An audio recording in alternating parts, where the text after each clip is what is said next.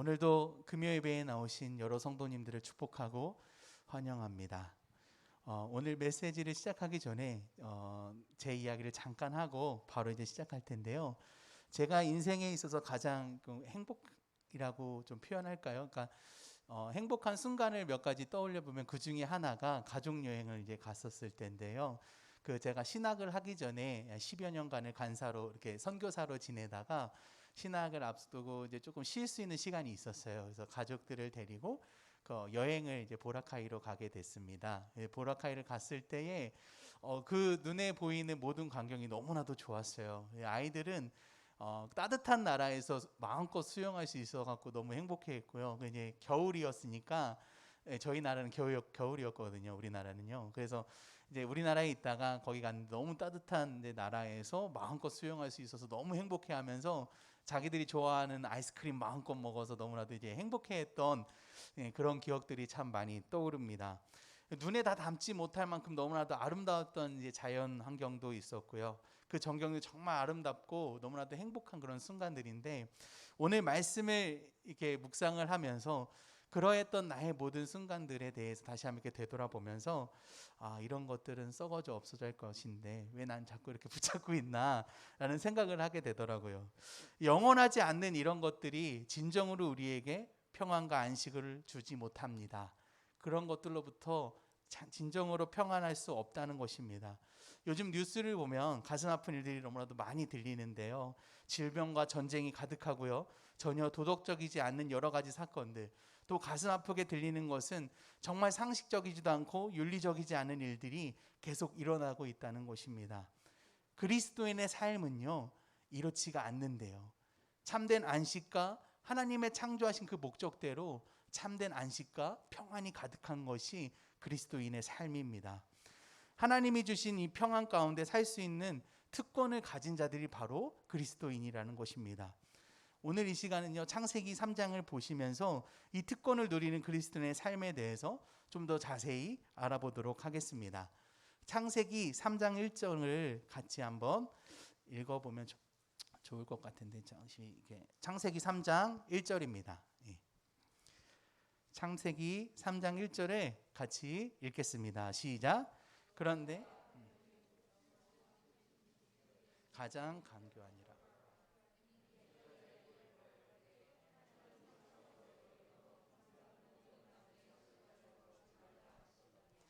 아멘.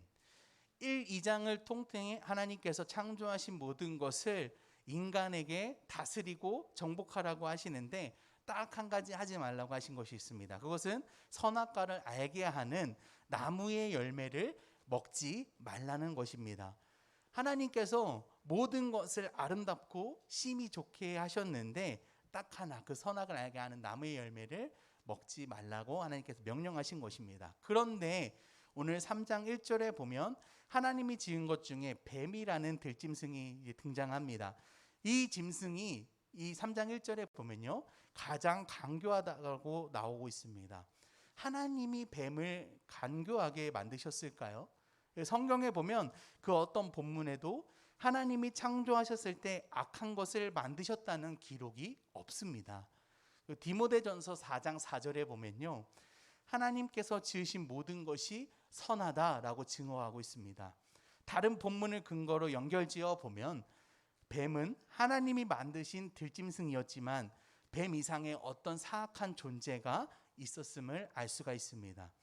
하나님이 처음부터 그렇게 만드는 것이 아니라 그 사악한 존재가 뱀을 통해 하나님의 사람들을 교활하게 넘어뜨리려는 계획을 세우고 있음을 알 수가 있습니다. 사탄은 간교한 말로 인간을 유혹하는데 그 말은 하나님의 말씀을 의심하게 하는 것이었습니다. 하나님이 참으로 너희에게 동산 모든 나무의 열매를 먹지 말라 하시더냐? 하나님의 말씀을 잘못 인용해서 인간을 타협하게 만드는 것입니다. 정말 그럴까? 정말 하나님의 말씀이 맞는 것일까? 아닌 것 같은데, 이건 해도 될 것 같은데, 이건 안 해도 될 것 같은데 라는 그런 생각들이 하나님의 말씀을 듣지 못하게 하는 것입니다. 사탄이 이제 유혹하자 여자가 이렇게 말합니다. 2절입니다.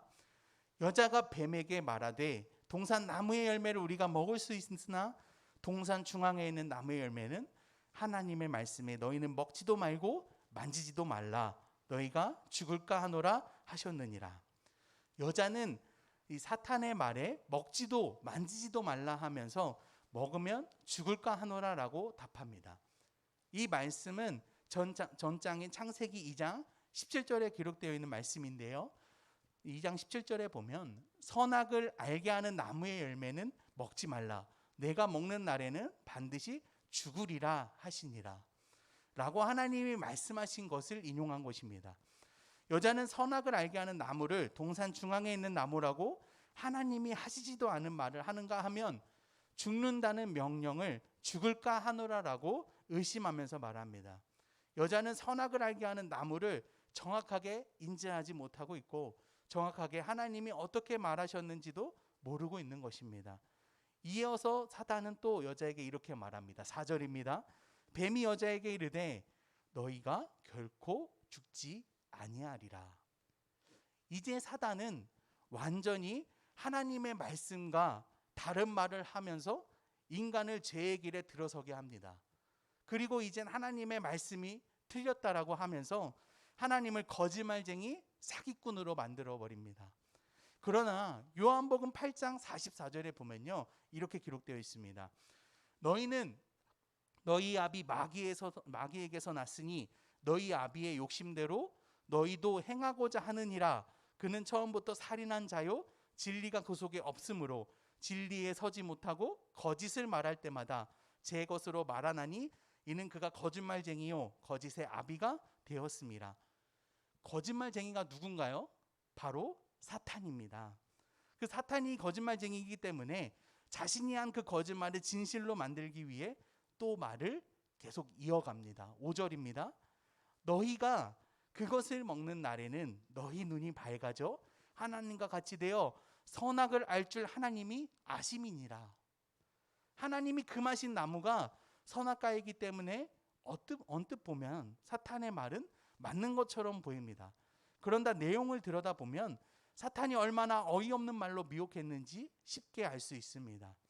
하나님이 금하신 말씀에 불순종하여 그 나무의 열매를 먹으면 어떤 의미에서는 선악을 알게 된다고 할 수 있겠지만 그 선악에 대한 지식은 죄를 범한 악한 죄인으로서 선과 악을 아는 것입니다.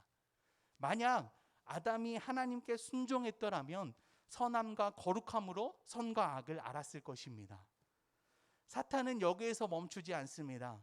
계속해서 마지막 죄의 본질을 인간에게 말합니다. 바로 하나님과 같이 되는 것입니다. 피조물인 사람이 창조주이신 하나님처럼 되고자 하는 것이 모든 죄의 본질입니다. 아담뿐만이 아니라 그 이후의 모든 죄인들도 스스로 하나님이 되려는 죄를 범했습니다. 하나님을 주로 인정하고 그분께만 순종하며 살기를 거부하고 스스로를 하나님처럼 행세했습니다.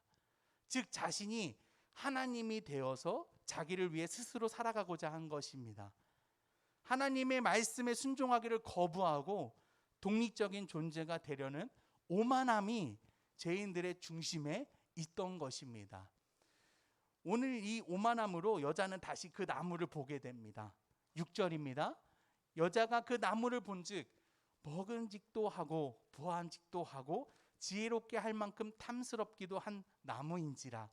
여자가 그 열매를 따먹고 자기와 함께 있는 남편에게도 주매 그도 먹은지라.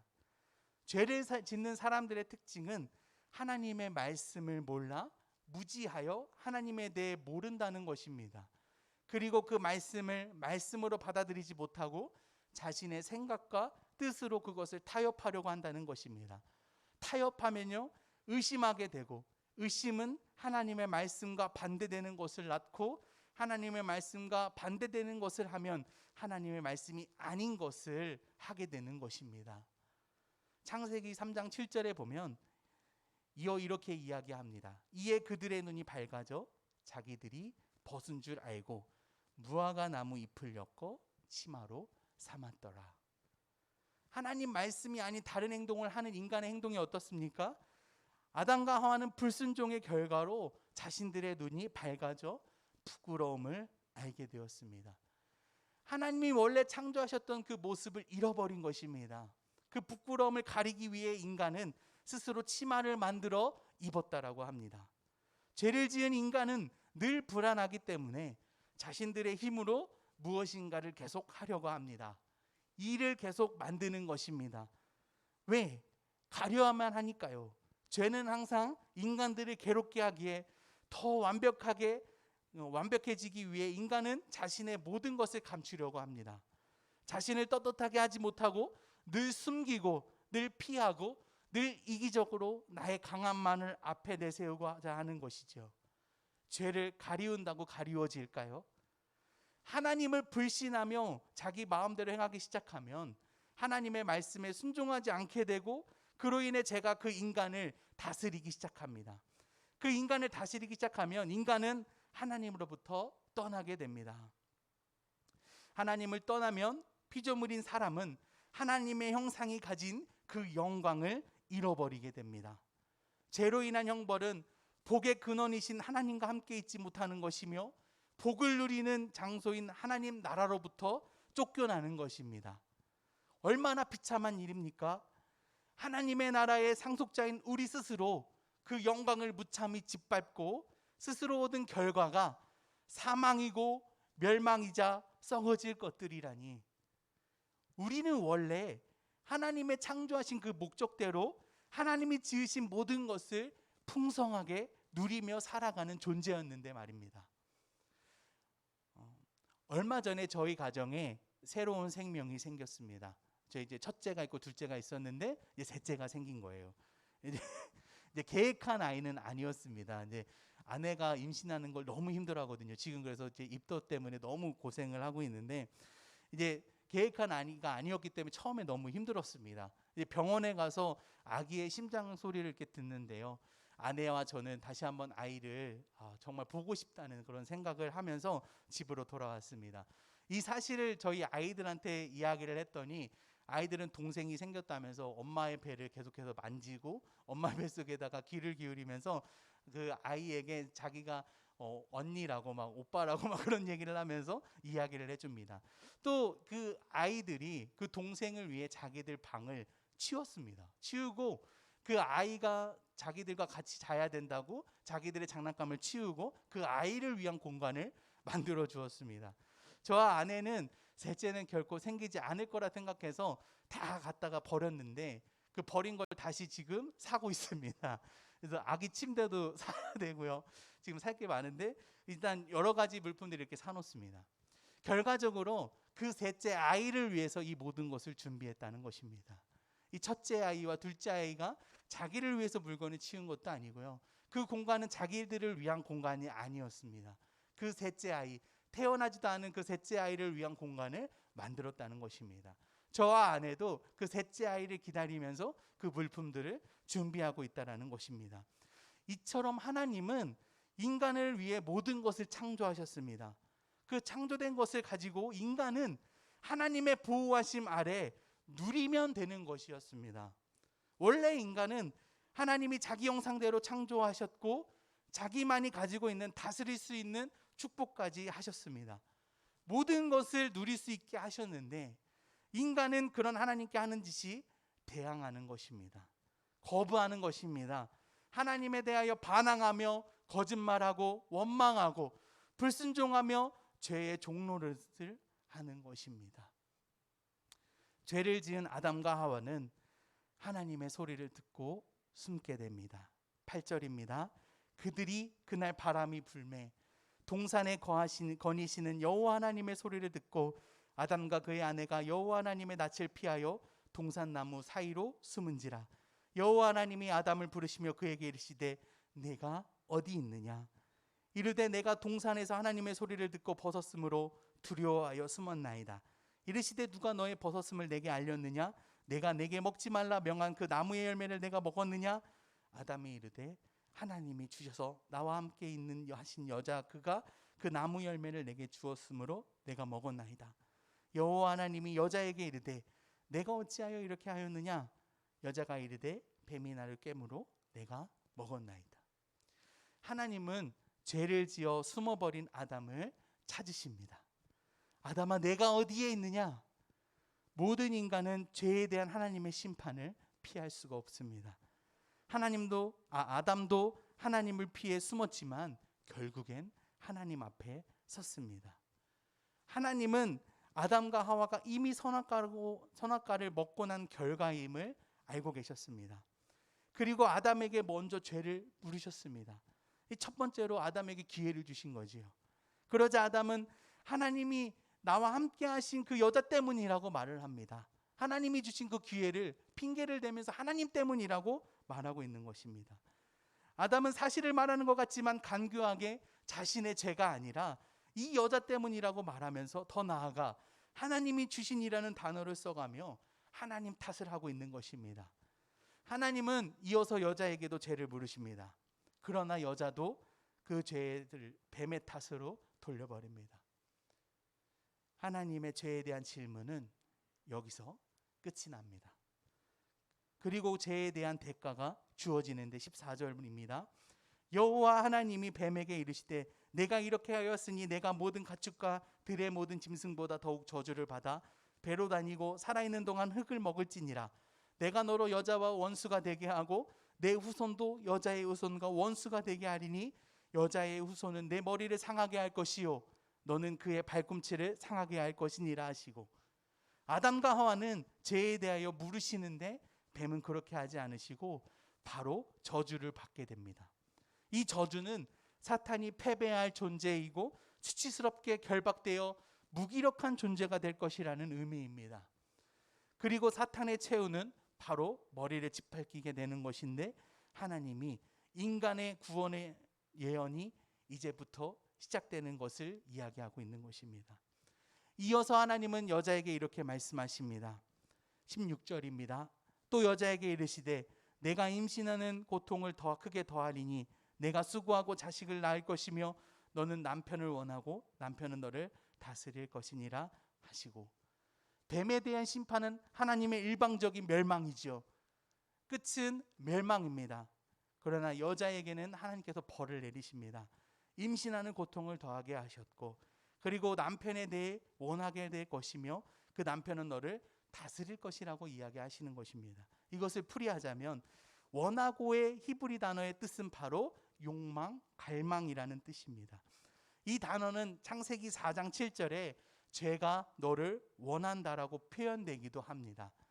그리고 남편은 너를 다스리게 될 것이라는 말은 남자는 원래 하나님이 만드신 여자를 사랑하고 돌봐야 되는데 부당하게 지배하게 된다는 뜻입니다. 바로 성적인 죄악의 시작인데요. 이것은 바로 남자가 하와에게 이야기했던 내 뼈 중에 뼈요 살 중에 살이라는 말을 이젠 그렇게 여기지 않게 된다는 말입니다. 이어서 하나님은 남자에게 말씀하십니다. 아담에게 이르시되 내가 내 아내의 말을 듣고 내게 먹지 말라 한 나무의 열매를 먹었은즉 땅은 너로 말미암아 저주를 받고 너는 내 평생에 수고하여야 그 소산을 먹으리라. 땅이 내게 가시덤불과 엉겅퀴를 낼 것이라. 내가 먹을 것은 밭의 채소인즉 내가 흙으로 돌아갈 때까지 얼굴에 땀을 흘려야 먹을 것을 먹으리니 내가 그것에서 취함을 입었음이라. 너는 흙이니 흙으로 돌아갈 것이니라 하시니라. 아담에게 제일 먼저 이야기하시는 것은 내가 내 아내의 말을 듣고 라고 하십니다. 이것은 아담이 하와를 선한 길로 잘 인도하고 돌보았어야 하는데 그렇지 않음으로 인하여 일어나게 된 죄에 대하여 이야기하는 것입니다.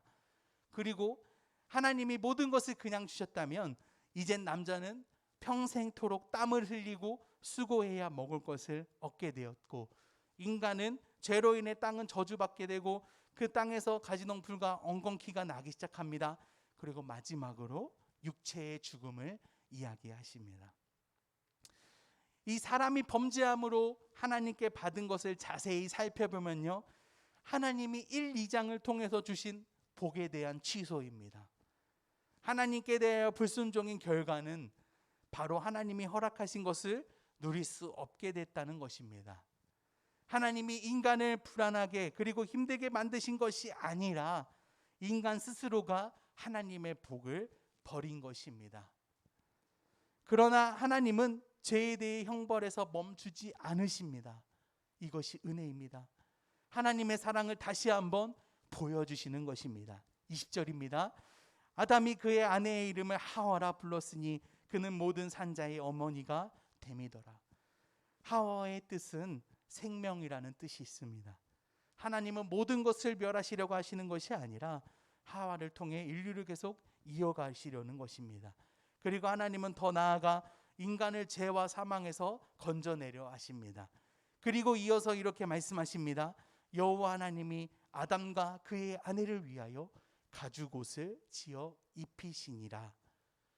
가죽옷은 동물의 죽음으로 인하여 가능하게 됩니다. 바로 인간의 죄에 하나님의 해결은 인간이 죽을 것이 아니라 그것을 미리 예비하셔서 준비하신 것이 바로 가죽옷이라는 것입니다. 이것은 예수 그리스도의 십자가 사건으로 인해 우리가 그리스도의 옷을 입는 것을 말하고 있습니다. 그리고는 하나님은 인간에 다시 죄에 빠지지 않게 하기 위해 그들의 유혹이었던 선악과의 땅 에덴 동산으로부터 쫓아내십니다. 22절입니다. 여호와 하나님이 이르시되 보라 이 사람이 선악을 아는 일에 우리 중 하나같이 되었으니 그가 그의 손을 들어 생명나무 열매도 따먹고 영생할까 하노라 하시고 여호와 하나님이 에덴 동산에서 그들을 내보내어 그의 근원이 된 땅을 갈게 하시니라. 이같이 하나님이 그 사람을 쫓아내시고 에덴 동산 동쪽의 그룹들과 두루도는 불칸을 두어 생명나무의 길을 지키게 하시니라. 하나님의 나라로부터 하나님의 임재에서 쫓겨난 사람들은 어떻게 하나님께로 다시 돌아갈 수 있는 걸까요? 모든 인간들에겐 죄를 해결할 수 없으니 하나님은 인간을 돌보시기 위해 지킬 수 있는 것들을 허락하셨습니다. 에덴 동산을 지켰던 그룹들과 두루도는 불칼을 두셨던 것처럼 오늘날에도 우리에겐 하나님의 돌보심으로 주어진 것이 있습니다. 그것은 바로 생명 말씀입니다. 요한일서 1장 1절에서 4절에 보면 이렇게 기록되어 있습니다. 태초부터 있던 생명의 말씀에 관하여는 우리가 들은 바요 눈으로 본 바요 자세히 보고 우리의 손으로 만진 바라. 이 생명이 나타내신 바 된지라. 이 영원한 생명을 우리가 보았고 증언하여 너희에게 전하노니 이는 아버지와 함께 계시다가 우리에게로 나타내신 바 된 이시니라. 우리가 보고 들은 바를 너희에게도 전함은 너희로 우리와 사귐이 있게 하려 함이니 우리의 사귐은 아버지와 그의 아들 예수 그리스도와 더불어 누림이라. 우리가 이것을 쓰면 우리의 기쁨이 충만하게 하려 함이라. 우리는 하나님과 함께 있으므로 다시 죄에 빠져 허우덕거리다 멸망하는 존재가 아니라 그 생명의 말씀으로 인하여 영원한 사귐을 누리게 된 것입니다. 오늘 본문에서 아담과 하와가 저지른 죄를 누가 뭐라 할 수 있을까요? 우리는 그 어떤 말로도 이들을 비난할 수가 없습니다. 왜냐하면 우리도 똑같이 하나님에 대하여 그렇게 살고 있으니까요. 죄는 늘 우리를 괴롭히고 우리는 날마다 죄를 지으며 살고 있습니다. 누군가를 시기하고 질투하고 미워하고 분내고 정죄하고 비판하고 거짓을 하고 우리의 이런 역겨운 것으로부터 하나님은 이기적으로 안아주시고 감싸주시는 것입니다. 우리가 할 수 있는 것이 아니라 하나님이 그렇게 우리를 감싸고 사랑하고 계시다는 것입니다. 하나님께로 다시 돌아갈 수 있을까가 아니라 하나님은 왜 우리를 이렇게까지 사랑하실까입니다. 하나님의 사랑은 늘 끝이 없고 늘 새로우며 늘 한결같습니다. 이것은 부인할 수도 거절할 수도 없는 것입니다. 우리는 하나님의 이 사랑에 대해서 어찌 거짓을 할 수 있겠습니까? 하나님은 자기 아들을 죽이면서까지 우리를 사랑하시는데요. 우리가 하나님을 멀리하려 할 때마다 하나님을 우리는 더욱 사랑하기 위해서 계속해서 기다려주시고 돌아오도록 환경을 만들어가 주십니다. 그리스도인의 삶이란 우리가 살 수 있는 삶이 아닌 하나님의 이기적인 사랑으로 이끄시어 하나님이 하나님됨을 보게 되는 축복된 삶입니다. 그리하여 우린 하나님의 은혜로 고린도전서 13장과 같은 사랑을 하며 영원한 사귐을 할 수가 있는 것입니다. 고린도전서 13장입니다. 사랑은 오래 참고 온유하며 시기하지 아니하며, 사랑은 자랑하지 아니하며 교만하지 아니하며 무례히 행치 아니하며 자기의 유익을 구하지 아니하며 성내지 아니하며 악한 것을 생각하지 아니하며 불의를 기뻐하지 아니하며 진리와 함께 기뻐하고 모든 것을 참으며 모든 것을 믿으며 모든 것을 바라며 모든 것을 견디느니라. 이 한 구절 한 구절이 여러분 받아들이시기에 편하십니까? 저는 이 고린도전서 13장을 보면서 내가 이런 사랑을 할 수 있는 존재일까라는 생각을 참 많이 하게 됩니다. 옆에 있는 성도님 얼굴 한번 보실까요? 이런 사랑을 그 옆에 있는 성도님들에게 하실 수 있겠습니까? 오래 참고요, 견디고 또 견디고 인내하며 사랑한다는 것입니다. 여러분 하실 수 있겠습니까? 그런데요, 오늘 창세기 3장에 있던 그 하나님의 은혜를 기억하면 충분히 우리는 하나님이 주신 능력 안에서 그럴 수 있는 자들입니다. 그래서 이 세상의 소망은 그리스도인의 삶에 있습니다. 그들이 하나님에 대한 사랑을 가지고 그 뜻을 이뤄가려 할 때 하나님이 이 땅을 변화시킬 것입니다. 우리와 함께 이 소망을 끝까지 품으며 하나님이 허락하신 것을 풍성히 누림으로 참된 안식과 기쁨을 맛보는 그리스도의 삶을 사시기를 축복합니다. 찬송가 410장, 새 찬송가 310장을 같이 찬양하시겠습니다.